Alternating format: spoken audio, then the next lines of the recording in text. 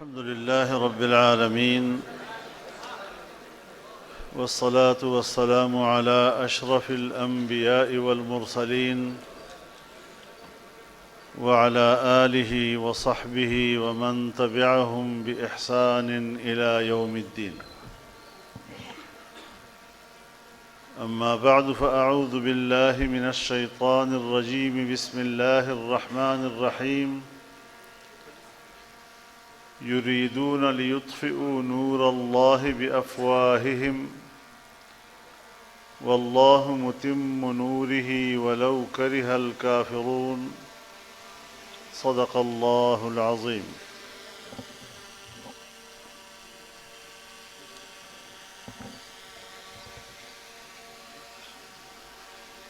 قائد طلبہ، جمعیت طلباء اسلام کے قائدین، اسٹیج پر موجود علماء کرام اور اکابرین،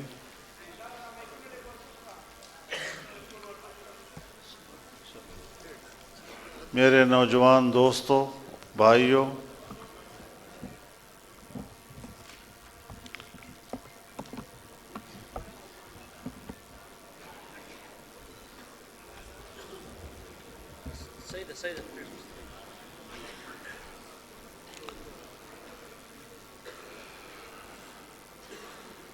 جمعیت طلباء اسلام کے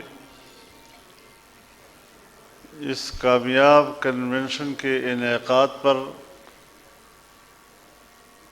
میں صوبہ خیبر پختونخوا کے جمعیت طلباء اسلام کو اور ان کے ذمہ داران کو دل کی گہرائیوں سے مبارکباد پیش کرتا ہوں۔ تقریری مقابلوں میں ہمارے جو برخوردار کامیاب ہوئے ہیں، نمایاں پوزیشنیں لی ہیں، میں ان کو بھی مبارکباد پیش کرتا ہوں۔ اللہ تعالیٰ ان کی صلاحیتوں میں اور اضافہ فرمائے اور ان کی زندگی برکتوں والی زندگی بنائے۔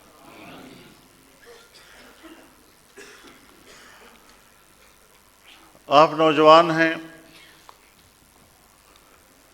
اور اس اعتبار سے آپ قوم کا مستقبل ہیں۔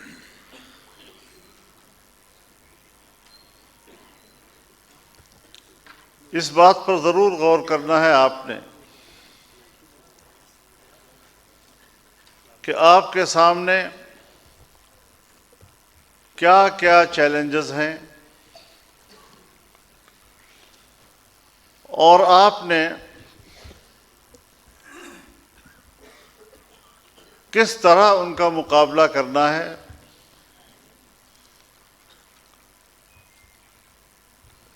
ایک طالب علم کے لیے سب سے اہم چیز حصول علم ہے۔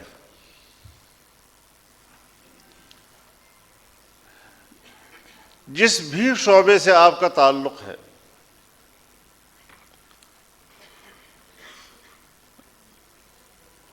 جس بھی فن سے آپ وابستہ ہیں، پورے انہماک کے ساتھ اس میں مہارت حاصل کرنا اور علمی اعتبار سے اس محاذ پر طاقتور بننا، یہ سب سے پہلا ہدف ہے ایک طالب علم کے لیے۔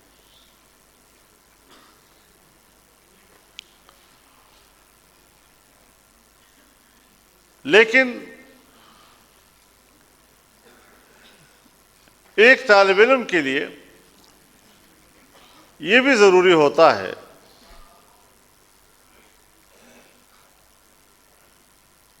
کہ وہ کچھ وقت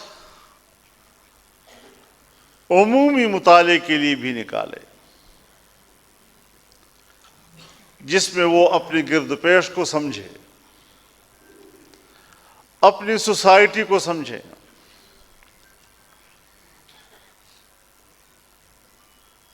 ملکی نظام میں، سیاست میں اتار چڑھاؤ کو سمجھے، بین الاقوامی تعلقات کو سمجھے، اور ہمارے کالجز اور یونیورسٹیوں میں تو تعلقات عامہ، خارجی تعلقات، یہ بذات خود طلباء کا موضوع ہوتا ہے، جس میں وہ اپنے اساتذہ سے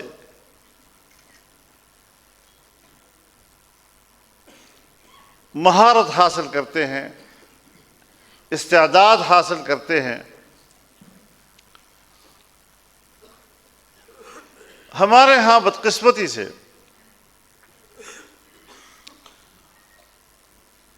نوجوانوں کو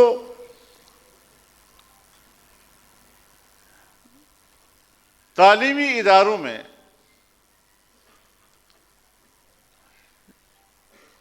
جو رجحان دیا جاتا ہے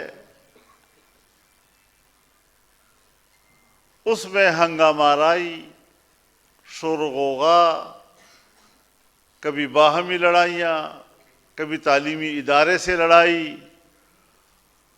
اور اس طالب علم کو بہت تکڑا طالب علم کہا جاتا ہے جو اچھا سے اچھا ہنگامہ برپا کر سکے۔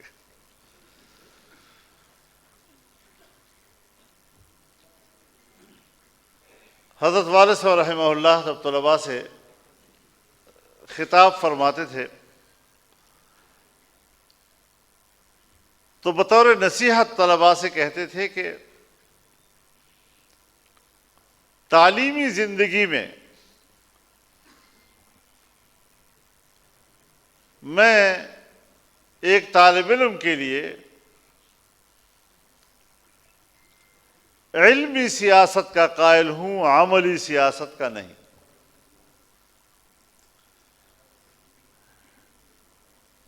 اگر آپ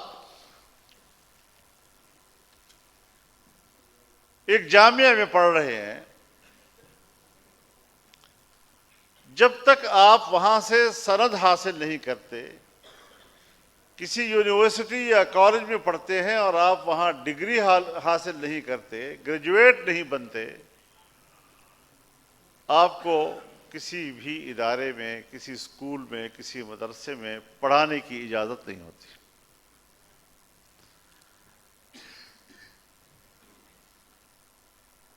بطور مدرس آپ کو اس وقت قبول کیا جاتا ہے جب آپ کے پاس باقاعدہ سند ہو اور جامعہ کہے کہ اب آپ اس فن میں ماہر ہو گئے ہیں۔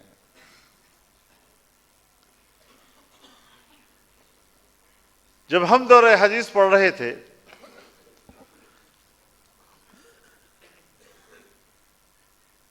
تو سال کے اختتام پر حضرت شیخ مولانا عبدالحق صاحب رحمہ اللہ نے ہمیں نصیحت کی اور فرمایا کہ آج آپ یہ سمجھ رہے ہوں گے کہ ہم عالم بن گئے ہیں، لیکن آپ عالم نہیں بنے۔ آج آپ کے اندر عالم بننے کا استعداد پیدا ہو گیا ہے۔ اس کے بعد اگر آپ چاہیں کہ آپ عالم بن جائیں تو اب آپ بن سکتے ہیں۔ تو زمانہ طالب علمی در حقیقت کسی بھی علم میں استعداد پیدا کرنے کا زمانہ ہوتا ہے، اور اگر آپ نصاب سے ہٹ کر اپنی مشغولیتیں رکھیں گے تو پھر ظاہر ہے کہ اس فن کے حوالے سے استعداد میں کمی رہ جاتی ہے۔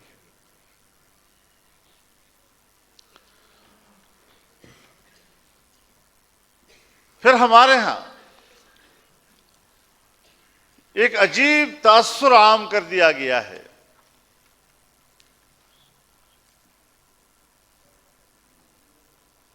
اور علم کو تقسیم کر دیا گیا۔ دینی علوم اور عصری علوم، یہ تقسیم کہاں سے پیدا ہو گئی؟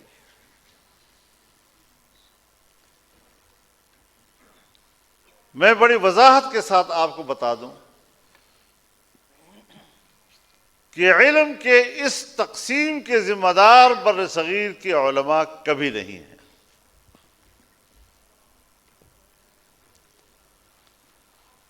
1857 کے بعد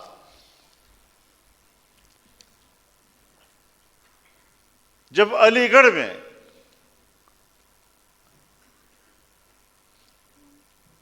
اسکول قائم کیا گیا تو اس کا نصاب انگریز نے بنایا، اور انگریز نے جو نصاب بنایا اور وہاں رائج کیا، اس نصاب کے اوپر بر صغیر کے علماء کا کوئی اعتراض نہیں تھا۔ یہ بات ذہن میں رہے آپ کے، کہیں سے بھی کوئی اس بات کی نشاندہی نہیں کر سکتا کہ ہمارے اکابر علماء نے علی گڑھ مدرسے کے تعلیمی نصاب پہ اعتراض کیا۔ ہاں، یہ ضرور کہا تھا کہ کچھ ضروری مضامین آپ نے نصاب میں شامل نہیں کیے۔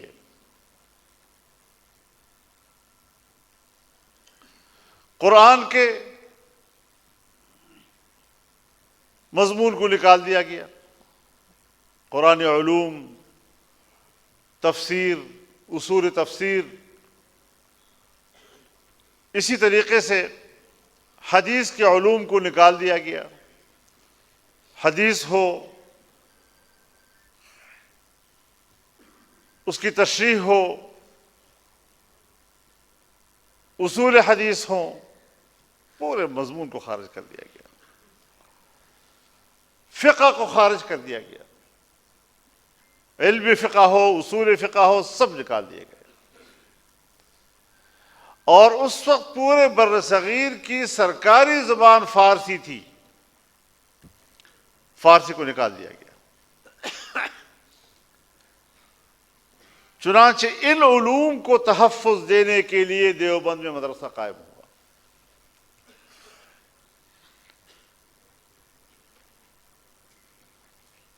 ان کا خیال یہ تھا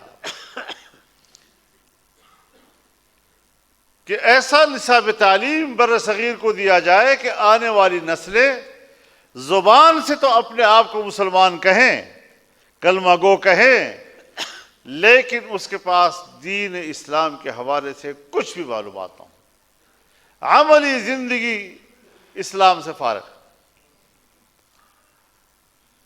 اس کے رد عمل میں مدرسہ قائم ہوا ہے۔ لیکن آپ کے علم میں یہ بات ہونی چاہیے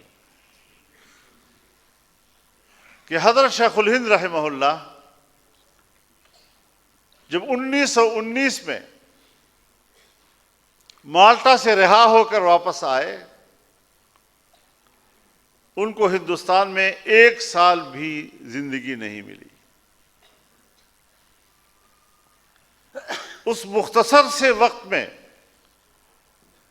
حضرت شیخ الہند نے 4-5 اکابر ہند کے ساتھ علی گڑھ کا سفر کیا، اور وہاں جا کر تجویز دی کہ تعلیم میں یہ تقسیم انگریز کی پیدا کردہ ہے، آئیں ہم ایک متفقہ دستور پورے ہندوستان کے لیے بنائیں۔ لیکن حضرت کی اس خواہش اور تجویز کو اہمیت نہیں دی گئی، اور پھر آپ نے از خود اپنی طرف سے وہیں پر جامعہ ملیہ کی بنیاد رکھی۔ وہی جامعہ ملیہ بھی دلی منتقل ہوا، اور آج بھی دلی میں بہت بڑا تعلیمی ادارہ ہے۔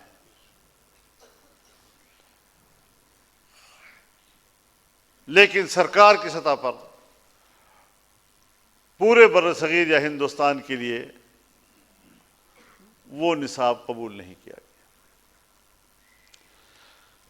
حضرت شیخ الاسلام مولانا حسین احمد مدنی رحمہ اللہ، انہوں نے اپنے طور پر ایک مشترک نصاب بنایا اور پورے بر صغیر میں مختلف علاقوں میں جا کر اہل علم لوگوں کے ساتھ پیش کیا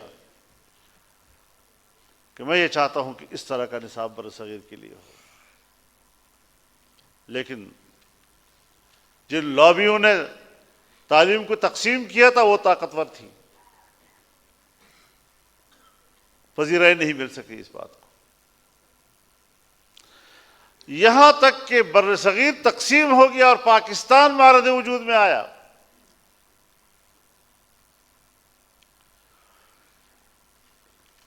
اور جب پاکستان مارد وجود میں آیا تو بہت سے مسلمان جنہوں نے ہندوستان کو چھوڑا اور پاکستان ہجرت کی، لیکن حضرت مفتی محمد شفیع صاحب رحمہ اللہ، جو مولانا تقی عثمانی صاحب اور مولانا رفیع عثمانی صاحب دامت برکاتہما یہ ان کے والد تھے، انہوں نے تجویز پیش کی کہ اب تو یہاں نہ انگریز ہے نہ ہندو ہے، اب تو آئے ہم ایک مشترکہ نصاب بنائے. اور 1947 سے لے کر 1951 تک 4 سال انتظار کیا. مایوسی کے بعد پھر انہوں نے دارالعلوم کراچی کی بنیاد رکھی.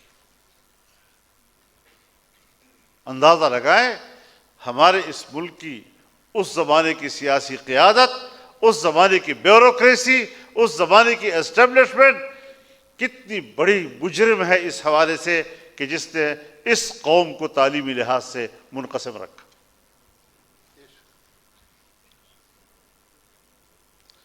اب میں یہاں ایک اور بات کہنا چاہتا ہوں آپ سے. ایک تاثر عام کرنا سوسائٹی میں، اس میں بہت بڑا کردار ہوتا ہے اسٹیبلشمنٹ کا. ان کے بڑے وسائل ہوتے ہیں. انگریز اسٹیبلشمنٹ نے یہ تاثر عام کیا کہ مدرسے میں جانے والا تباہ ہو گیا، اب یہ کسی کام کا نہیں، اور سوسائٹی میں اس کو کمی کا مقام دے دیا کہ مدرسے میں جانے والے کا معاشرے میں کوئی عزت و احترام نہیں. اور اندازہ لگائیں حضرت شیخ الاسلام مولانا شبیر احمد عثمانی جو تقسیم کی بھی حق میں تھے اور کراچی میں پاکستان کا پرچم انہوں نے بلند کیا سب سے پہلے. اتنے بڑے عالم کہ تفسیر عثمانی کے بغیر اور فتح الملہم کے بغیر ہمارا کوئی کتب خانہ مکمل نہیں ہو سکتا، لیکن انگریز کی ریکارڈ میں اس کو ان پڑھ لکھا گیا، اس لیے کہ وہ انگریز کے کسی پرائمری اسکول میں نہیں پڑھے تھے. اس نظر سے یہ ان علماء کو دیکھتے تھے.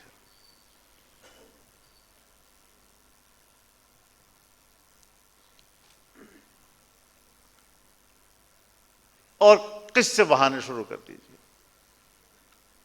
پلار میلہ دے خوارک مولاش ہوئے، مولوی کی دوڑ مسجد تک.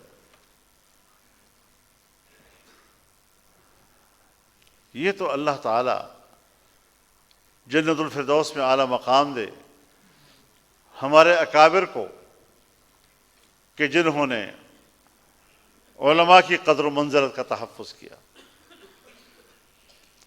اور پھر پرائیویٹ سیکٹر میں دینی مدرسہ صرف بر صغیر میں نہیں پوری دنیا میں اتنا قبول ہوا کہ کسی گاؤں میں یہ تو ہو سکتا ہے کہ وہاں پرائمری اسکول نہ ہو، لیکن کسی گاؤں میں دینی مکتب نہ ہو یہ نہیں ہو سکتا.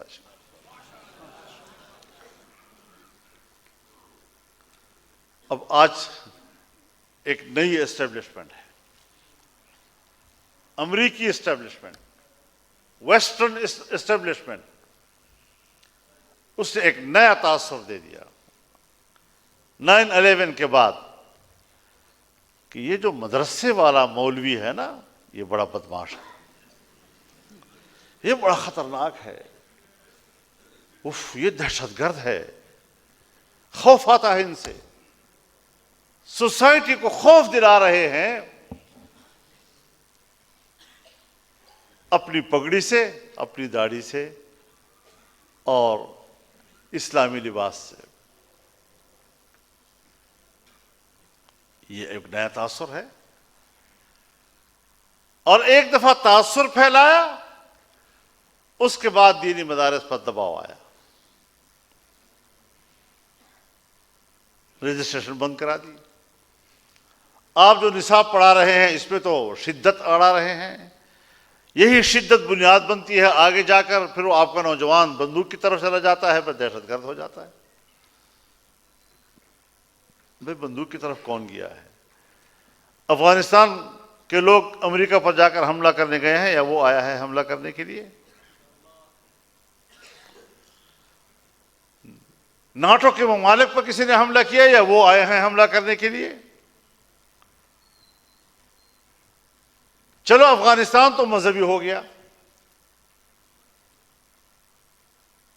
یہ صدام حسین اور قذافی تو مذہبی حوالے سے شہرت نہیں رکھتے تھے، لیکن ان کے فلسفے سے اختلاف تھا، ان کے نظریے سے اختلاف تھا. کیا انجام کر دیا ان کا؟ اور بعد میں کہا کہ ہماری تو معلومات بھی غلط تھی.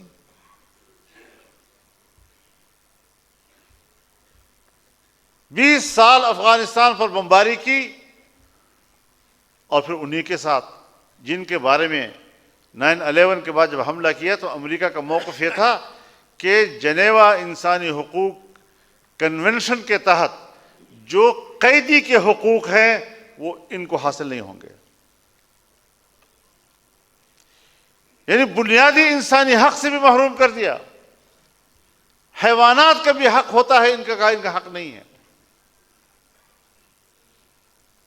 اور بالآخر دوحہ میں مذاکرات شروع کیے اور پھر وہ چلا گیا.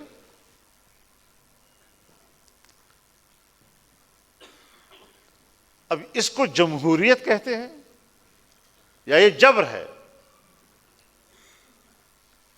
امریکہ اور مغربی دنیا طاقت کی بنیاد پر، بارود کی بنیاد پر، اسلحے کی بنیاد پر، جبر کی بنیاد پر اپنا نظریہ، اپنی تہذیب، اپنا مذہب ہم پر مسلط کرنے کی کوشش کریں. دہشت گردی تو اس کو کہتے ہیں. کل بھی موضوع کر دیا انہوں نے.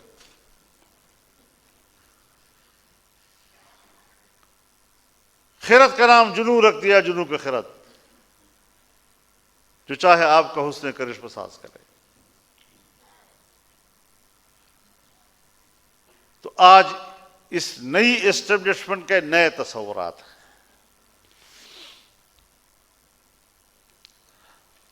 اور پھر جہاں وہ مذہبی لوگوں کے بارے میں اور مدارس کے بارے میں یہ تاثر دیتے ہیں کہ وہاں تو دقیانوسی علوم ہیں اور ان کو تو نوکری بھی نہیں ملتی، اس علم سے بے روزگاری ہے، بڑے ہمارے غمخوار بن جاتے ہیں. اور اپنے جو کالجز یونیورسٹیوں کے ان کے گریجویٹس ہیں، لاکھوں لاکھوں کی تعداد میں قطار اندر قطار اپنی ڈگریاں بغل میں لیے کھڑے روزگار مانگ رہے ہیں. ان کو تو روزگار نہیں دے سکتے. ہماری بڑی فکر ہے ان کے پاس.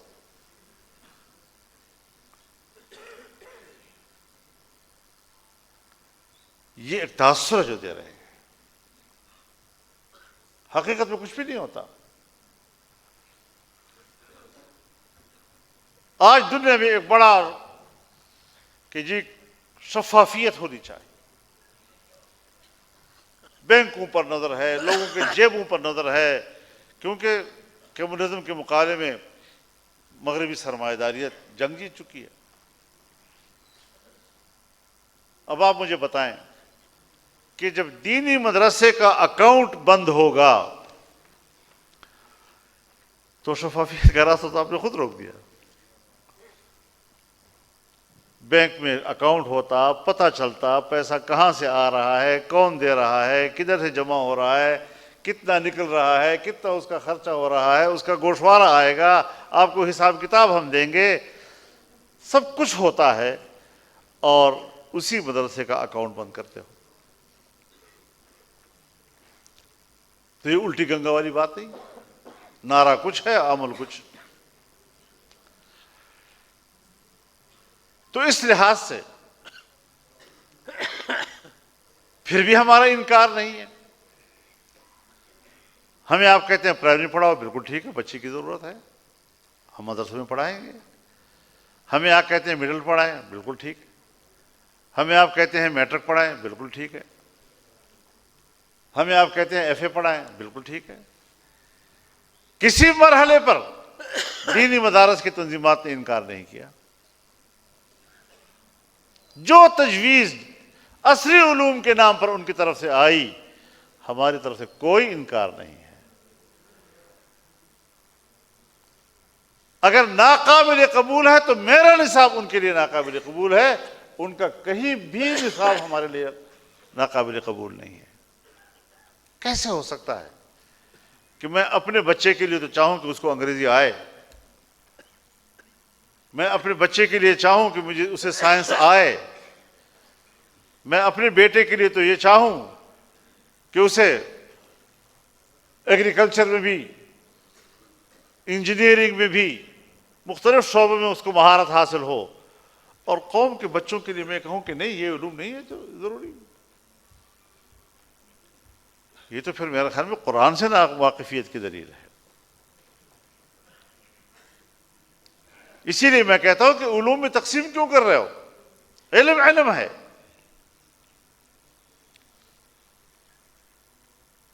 حضرت نوح علیہ السلام اللہ کے پیغمبر تھے، اور اللہ نے آپ کو حکم دیا وَاصْنَعِ الْفُلْكَ بِأَعْيُنِنَا،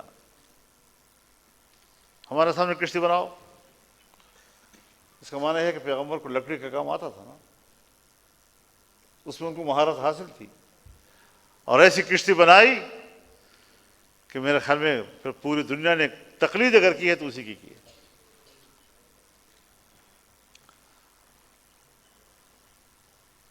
حضرت داؤد علیہ السلام لوہے کا کام جانتے تھے. وَأَلَنَّا لَهُ الْحَدِيدَ، ہم نے ان کے لیے لوہا نرم بھی کر دیا. معجزہ تھا، پیغمبر تھے.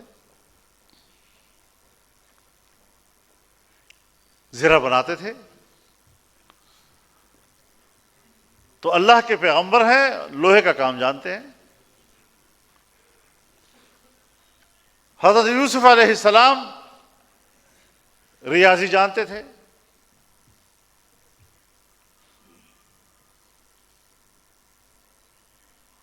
مجھے ملک کے خزانے حساب کتاب میرے حوالے کر دو.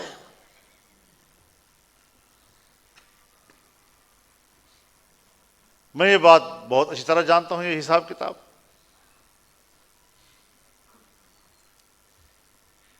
تو ان کو حساب کتاب آتا تھا. آج ہم اس کو عصری علوم کہتے ہیں، جبکہ یہ پیغمبر کا علم ہے. کیا تاثر دے رہے ہو دنیا کو، کیا پڑھا رہے ہو نوجوان کو. انسانیت کے درمیان مشہور مقولہ ہے ڈیوائڈ اینڈ رول، تقسیم کرو اور حکومت کرو. مشہور مقولہ ہے یا نہیں ہے؟ انگریز کے زمانے سے، اس کے اسٹیبلشمنٹ کا. لیکن قوم کو ملا نے تقسیم کیا ہے. تاثر یہ ایک تاثر ہے پھیلا رہے. کبھی وہ تاثر تھا، کبھی یہ تاثر ہے. ہم پارلیمنٹ میں ایک کمیٹی میں بیٹھے تھے، تو ہمارے کچھ سیکولر مائنڈیڈ اور نیشنلسٹ حضرات نے ایک نکتہ اٹھایا کہ آئین سے مذہب کو نکال دو. جب تک ریاست اور مذہب کا تعلق نہیں ٹوٹے گا، ملک سے فساد ختم نہیں ہوگا. یہ شیعہ، یہ سنی، یہ دیوبندی، یہ بریلوی، یہ وہابی، یہ فلانا، یہ سب اس لیے ہے کہ ہم نے مذہب کو ریاست کا حصہ بنا دیا ہے. بڑے تمطراق سے انہوں نے بات کی. تو میں نے ان سے کہا کہ دیکھیے بات سنیں،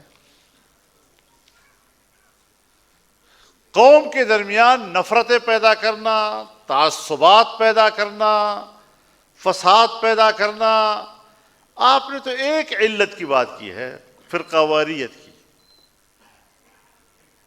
ایک سبب بتایا ہے آپ نے. میرے نزدیک قوم کے اندر تعصبات، نفرتیں اور دشمنیاں، فسادات اس کا ایک سبب نہیں ہے. اس کا سبب لسانیت بھی ہے، اس کا سبب علاقائیت بھی ہے، اس کا سبب قومیت اور برادری بھی ہے. اب ہر ایک کی اپنی قیادت بھی ہے. چنانچہ پہلے ہم مذہبی لوگوں کی بات کرتے ہیں. ملک اور قوم کے لیے جس قانون و نظام کی ضرورت ہوتی ہے، سب سے پہلے پاکستان کی پہلی دستور ساز اسمبلی میں جو قرارداد مقاصد پاس ہوئی، تمام مکاتب فکر کے اتفاق رائے اس پر تھا اور آج بھی ہے. کوئی فرقہ وارانہ جنگ نہیں ہوئی اس کے اوپر. سن 1951 میں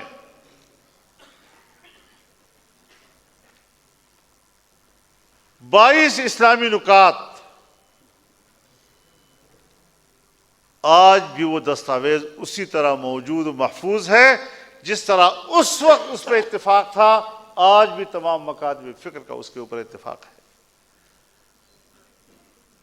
مطلب یہ کہ تمام مکاتب فکر کی جو سیاسی قیادت تھی اول سے لے کر آج تک، اس نے ہمیشہ ہم آہنگی کے لیے کام کیا ہے.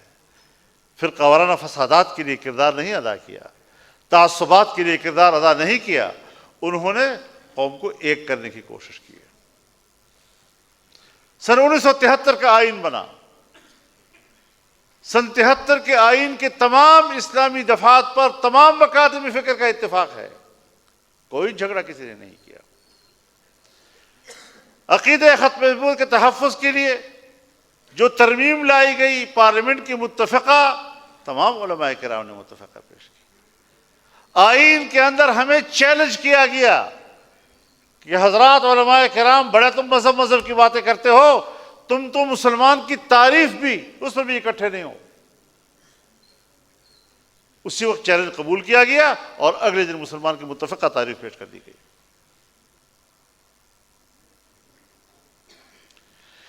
اسلامی نظریاتی کونسل قائم کی گئی تاکہ قرآن و سنت کے منافی قوانین اس کو تبدیل کرنے کے لیے سفارشات مرتب کی جا سکے. آج تک تمام سفارشات کونسل کے اندر بھی تمام مکاتب فکر سب پر متفق ہیں اور کونسل سے باہر بھی تمام مکاتب فکر پر متفق ہیں. اگر 1%، 2% کسی قانون سازی پہ اختلاف ہو بھی تو وہ بھی اس طرح کہ چلو فقہ حنفی کے مطابق نہ صحیح، کسی دوسری فقہ کے مطابق ہوگا، قرآن و سنت کے مطابق تو ہے. تو کسی نے جھگڑا نہیں کیا، قبول کر لیا اس کو.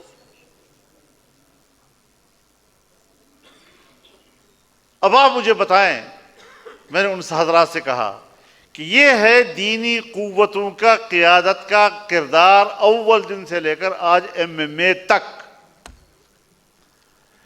اور میں نے کہا کہ یہ جو لسانیت کی جنگیں ہیں، یہ جو قومیت کی جنگیں ہیں، یہ جو علاقائیت کی لڑائیاں ہیں، اس کی قیادت تو آپ اکابرین فرما رہے ہیں جو میرے سامنے بیٹھے ہوئے ہیں. تو پھر سیاست آپ کی نہیں ہونی چاہیے تو ہماری ہونی چاہیے. اب بالکل ایک سکون، خاموشی چھا گئی وہ ماحول پہ. جی تو ایک بزرگ نے کہا کہ بھائی جواب نہیں ہے تمہارے پاس، ایک جملہ تو کہہ دو کہ فضل الرحمان کی بات سے ہمیں اختلاف ہے، تاکہ ریکارڈ پر تو کچھ آ جائے نا. اور اسی پر چیئرمین نے کہا اجلاس ملتوی کیا جاتا ہے. یہ ساری ہماری تاریخ ہے. ہاں ایک بات ہے جی، اس بات سے ہم بھی انکار نہیں کر سکتے کہ سوسائٹی کے اندر فرقہ وارانہ عناصر موجود ہیں، یہ اپنی جگہ پر حقیقت ہے. لیکن ان فرقہ وارانہ عناصر کو جس وقت فساد کے لیے تیار کیا جاتا ہے اس کے پیچھے مختلف مکاتب فکر کی قیادت نہیں ہوا کرتی، اس کے پیچھے ریاست کا ادارہ ہوا کرتا ہے، حکومت ہوا کرتی ہے اور ان کی وقتی ضرورتیں ہوا کرتی ہیں۔ جب تک وہ نہ لڑائیں یہ نہیں لڑتے جی۔ تو اس اعتبار سے ذرا سب کو سوچنا چاہیے، اور پھر اس کے اندر جمعیت علماء کا کردار۔ ماشاءاللہ اس وقت جمعیت علماء اسلام کو پورے پاکستان کی سب سے بڑی اسٹریٹ پاور کہا جاتا ہے،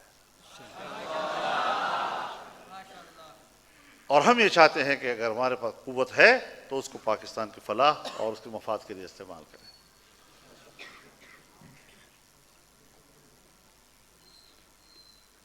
یہی وجہ ہے کہ عوام کی رائے کو عوام کی رائے پہ جانے دیجیے، اس کے سامنے رکاوٹیں نہ پیدا کی جائیں۔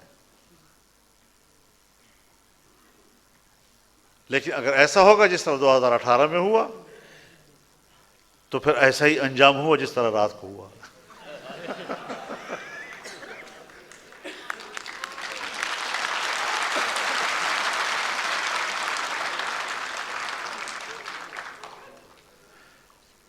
تماشا اور ہے، حکومت جب بنتی ہے تب بھی ناچتے ہیں اور جب گرتی ہے تب بھی ناچتے ہیں۔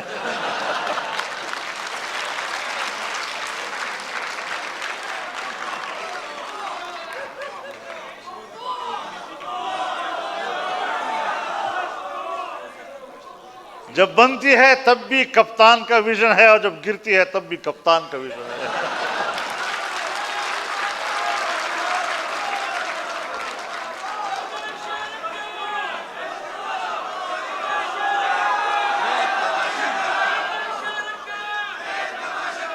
تو یہ ٹمٹماتے ہوئے چراغ، تف برتو ہے چراغ گردوں تف، یہ بہت بڑا نظریاتی مقابلہ ہے، یہ بات ذہن میں رکھیں۔ بیرونی ایجنڈے سے ہماری جنگ ہے، کب ادراک ہوگا سمجھ میں نہیں آتی اس کی، کب عام آدمی اور عام پڑھا لکھا اس کو سمجھے گا۔ ہمارے ملک کے پڑھے لکھے لوگ اس وقت جاہل بنے ہوئے ہیں۔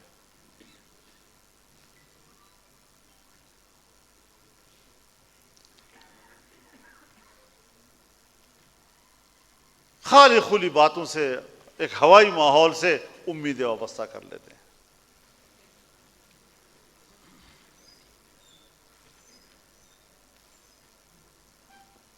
نئے نئے نظریے صرف باہر کے دباؤ سے، یہ ہے غلامانہ ذہن،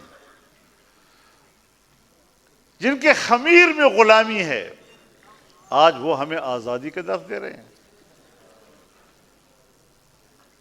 ہم تو اپنی آنکھوں دے کے حال بتاتے ہیں نا، ہم نے تو کانوں سے سنے ہیں، آنکھوں سے دیکھے ہیں، آمنے سامنے بیٹھ کر باتیں کی ہیں۔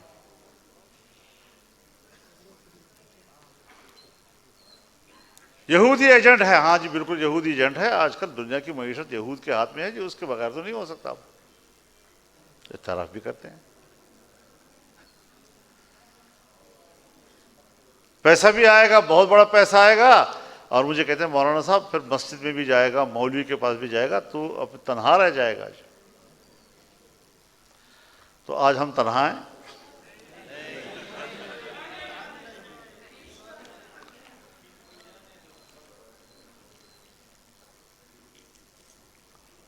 پھر آپ کو یاد ہے پچھلی حکومت میں انہوں نے علماء کے لیے کوئی اعزازیہ مقرر کیا، کتنے پیسے تھے اس کے؟ 10,000 جی۔ لیکن میں خراج تحسین پیش کرتا ہوں اس صوبے کے ان غریب علماء کو، ائمہ کو، کہ جنہوں نے متفقہ طور پر اس کو مسترد کر دیا۔ اور جب ہم نے نہیں لیے تو اس نے کہا ہمارے پاس تو فنڈ ہی نہیں ہے، ہم نہیں دے سکتے جی۔ انگور کٹے ہیں۔ ہم نے بین الاقوامی ایجنڈے کا مقابلہ کیا ہے، ہم نے پاکستان کی آزادی و حریت کی جنگ لڑی ہے۔ اور ہم کسی سے مغلوب بھی نہیں ہوئے، نہ کسی دباؤ میں آئے ہیں۔ ہمارے ملک میں دباؤ چلتے ہیں نا، تو آپ مطمئن رہیں، آپ بالکل مطمئن رہیں، میرا نوجوان ہر جگہ مطمئن رہے کہ پاکستان کے اندر ابھرنے والا وہ دباؤ جو سیاستدانوں پر آ کر گرتا ہے، اللہ نے ہمیں اس کا بھی مقابلہ کرنے کی ہمت دی۔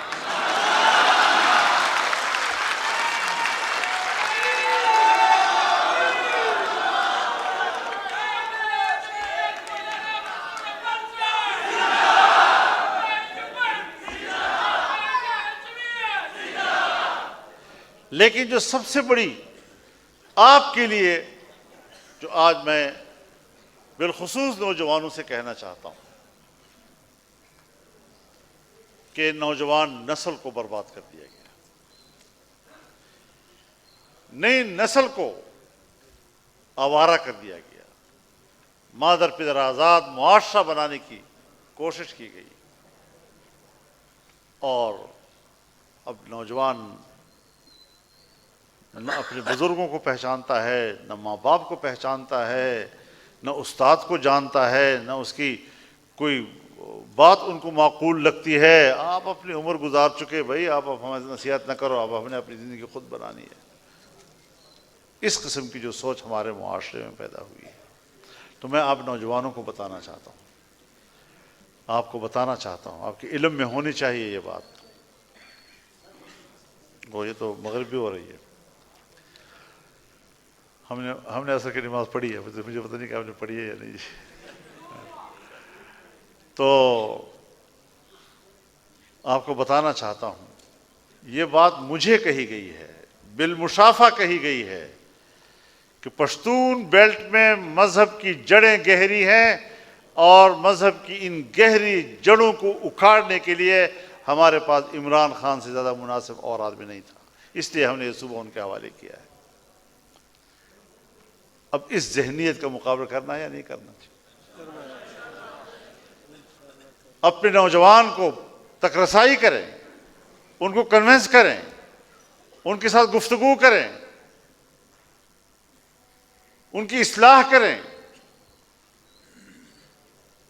یہ آپ کی اب ذمہ داری بنتی ہے۔ آپ نوجوان ہیں، اپنے نوجوانوں کو، اپنے بھائیوں کو، اپنی نئی نسل کو آپ نے واپس اپنے اسلامی اقدار، معاشرتی اقدار، آباء و اجداد کی وہ جو ہمارے پشتون برادری اور اس سوسائٹی کے اقدار ہیں، ان کی طرف واپس لانا ہے۔ اللہ تعالی ہمیں اس کی توفیق دے اور ہمیں کامیابی سے سرفراز فرمائے۔ میں ایک بار پھر آپ کا شکر گزار ہوں۔ وآخر دعوانا ان الحمدللہ رب العالمین۔ جمعیت طلبہ اسلام دا طرف نہ با قائد صاحب تا پگڑے پسارو جی او قائد صاحب